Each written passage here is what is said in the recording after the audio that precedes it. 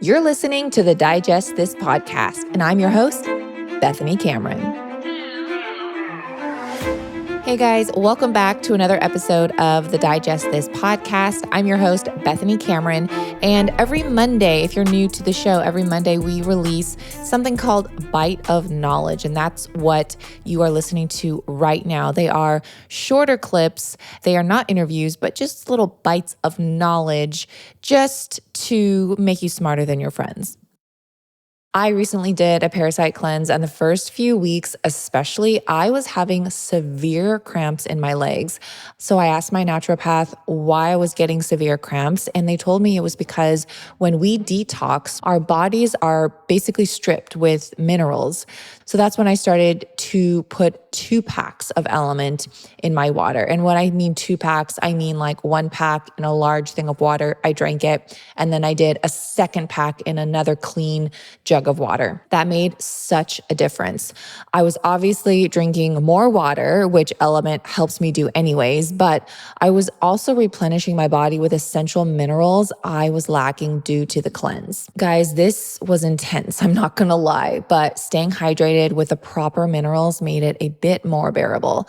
And I know not all of you are doing parasite cleanses or cleanses at all, but since it's summer, it's even more important to stay hydrated. So Element is offering a free 8-count sample pack of their most popular drink mix flavors with any purchase at drinkelement.com/digest.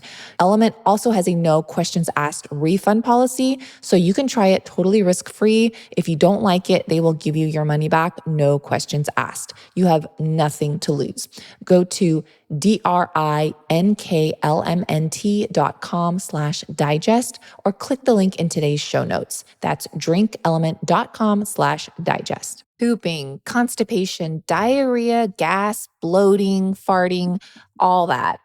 That's pretty common, and we are all human. We all do it. We all experience it. And it's something that I talk about quite often on this show. And another thing I talk about often is seed probiotic. And this is something I have been personally taking for about 3 years now. It is a pre and probiotic capsule all in one. And it's something I talk about on my Instagram too. And I always recommend it to everyone that asks me what probiotic would I recommend, and that is Seed's DS-01. And if you're one of the millions that have been on the fence about Seed and have been curious to try it, now is the time because my listeners get 25% off their first month. Just go to seed.com/digest and use code 25digest to get 25% off your first month. Again, that's 25% off your first month of Seed's DS-01 Daily Symbiotic at seed.com/digest and use code 25digest. All right, so today the subject is meat glue. Now, even if you try your best to avoid foods that contain artificial additives, there's still a good chance that you've eaten transglutaminase, also known as meat glue. So, transglutaminase, or meat glue, is used commonly in many processed meats, including sausages, chicken nuggets, deli slices, and even high in steaks. So it's even found in the steaks that you may have eaten. And these are mostly in restaurants, and it's widely used in the food service industry for fast food, casual, and even sit-down restaurants. So what is meat glue?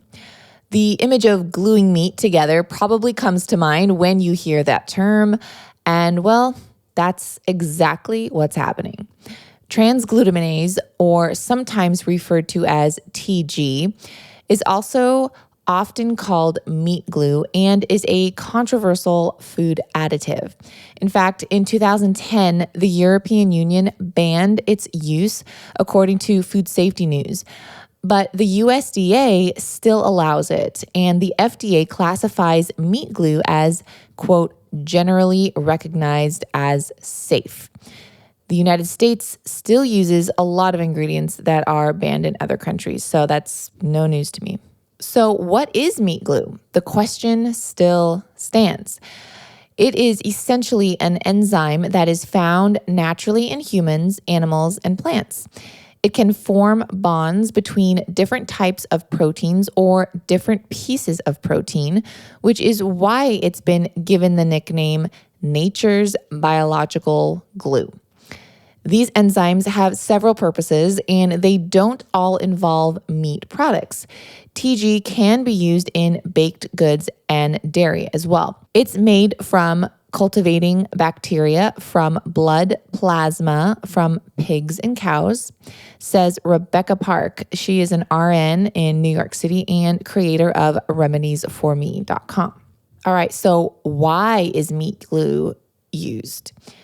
TG is used to develop or improve the texture of a variety of products such as sausages, chicken nuggets, imitation crab, bread, and even cheeses.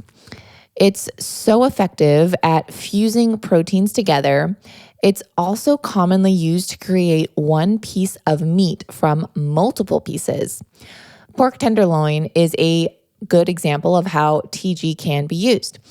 This cut of meat is naturally a cone shape with a broader, thick end that tapers to smaller, narrow ones. With meat glue, meat producers can glue multiple pork tenderloins together to create a tenderloin that has a uniform shape and size.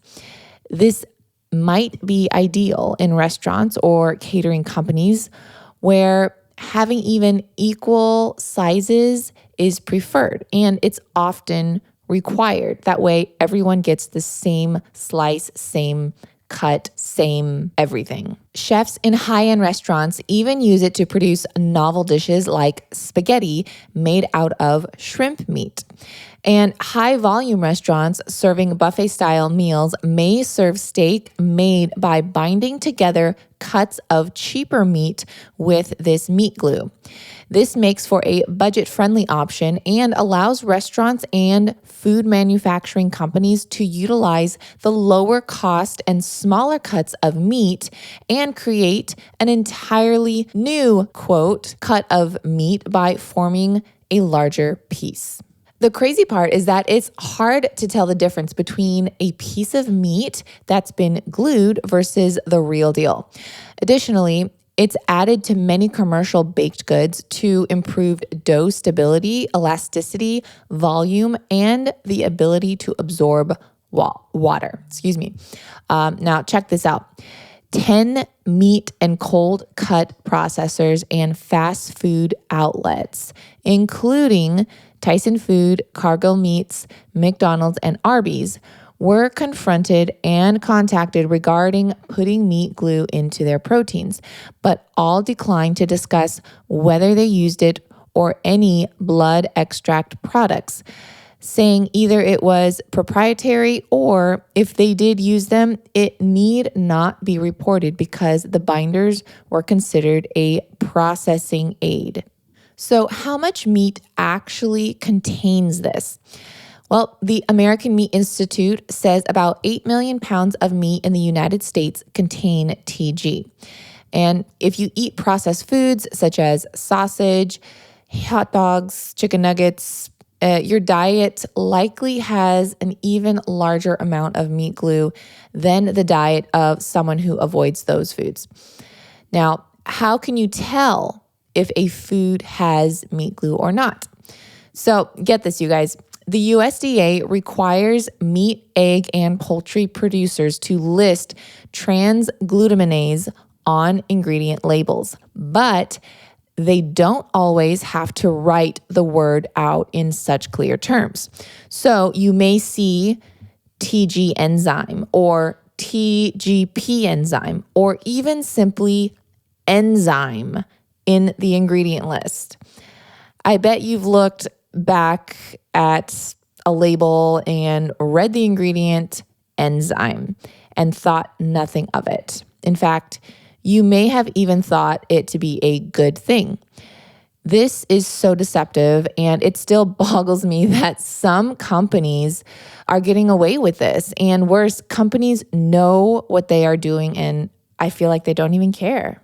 And for other products, including breads and dairy, the label may be less clear. So if you're unsure about the food you're buying, just contact the manufacturer. Another question you may have is it safe? Now, the USDA and FDA both agree that meat glue is safe. However, some researchers and food experts have raised concerns. The biggest concern, and ultimately the reason the European Union banned the enzyme, is bacterial contamination. Each time proteins are glued together, the risk for introducing more bacteria, such as E. coli, goes up. The risk of food poisoning in food that is glued together is extremely high. So this is because the smaller pieces of meats have had a chance to grow bacteria before they are glued together. And the glued meat may also be harder to cook, which increases the risk for foodborne illnesses. Now, what about side effects or other concerns? So according to a 2016 study in Autoimmunity Reviews, individuals with a gluten sensitivity or celiac disease may need to avoid foods made with TG. That's because the enzyme may increase the allergic load in the body, which could cause serious reactions. In people with weakened immune systems, digestive diseases, food allergies, and sensitivities are advised to avoid all foods with TG and stick to whole, unprocessed meats. Again, maybe you are trying, but you just don't know. Why are only these individuals advised to avoid meat glue? That's my question. Why are only these people advised to avoid it? Like, shouldn't we all be advised to avoid it? Because fact is, those that are, quote, healthy enough to consume it will eventually fall into the previous categories of digestive diseases, autoimmune issues, and develop other immune issues caused by eating this. So whether you're trying to avoid all food additives or just transglutaminase, it's best to stay away from processed products and choose high quality, whole food ingredients whenever possible. And get your meat from either local or small regenerative farmers you trust. I personally love Wild Pastures, pasture-raised, grass-fed, and grass-finished meats. Wild Pastures, they deliver meat from regenerative American family farms to your doorstep for less and carry a wide variety of chicken, beef, pork, and even wild-caught fish. They deliver nationally throughout the entire United States. And in order to keep costs down and pass that savings onto the consumer, Wild Pastures makes every effort to optimize the use of the entire animal. They distribute various cuts evenly across their member base, but have no fear, you aren't stuck with what they choose. You can customize each and every item in your box so you only receive cuts you know and love. And if you want to try a box of Wild Pastures, they're offering my listeners 20% off. Just go to wildpastures.com/digest for 20% off. That's wildpastures with an s.com/digest. And I'll also include that link in today's show notes. Thanks again for listening to this week's Bite of Knowledge. I hope it made you a little bit smarter than your friends. And if you enjoyed this episode, please remember to share with all your friends and family. That helps get this podcast out into more ears and ultimately change lives for the better. See you guys next time. Thanks for listening to this episode of Digest This. If you enjoyed this episode, please leave a review in your podcast app to let us know. If you're ever wondering how you can support me and this podcast, sharing it with your friends and family is the best way. This is a Wellness Loud production produced by Drake Peterson and edited by Mike Fry. To check out more shows by my team, go to wellnessloud.com, and to email the show, message us at digestthispod@gmail.com. See you next time. The content of this show is for educational and informational purposes only. It is not a substitute for individual medical and mental health advice and does not constitute a provider-patient relationship. As always, talk to your doctor or health team first. Are you ready to rock middle age? I'm Dr. Tina Moore, Gen X truth teller and holistic physician. On the Dr. Tina Show, one of Apple Podcast's top alternative health shows, I share what actually works for metabolic health, hormones, and strength, backed by decades of clinical results, not trends. From loving the gym and hitting your protein goals to peptides and microdosing GLP-1s, it's all done the right way, not the hype way. Because menopause doesn't have to suck if you're fit. New episodes every Thursday, produced by Drake Peterson and Wellness Loud.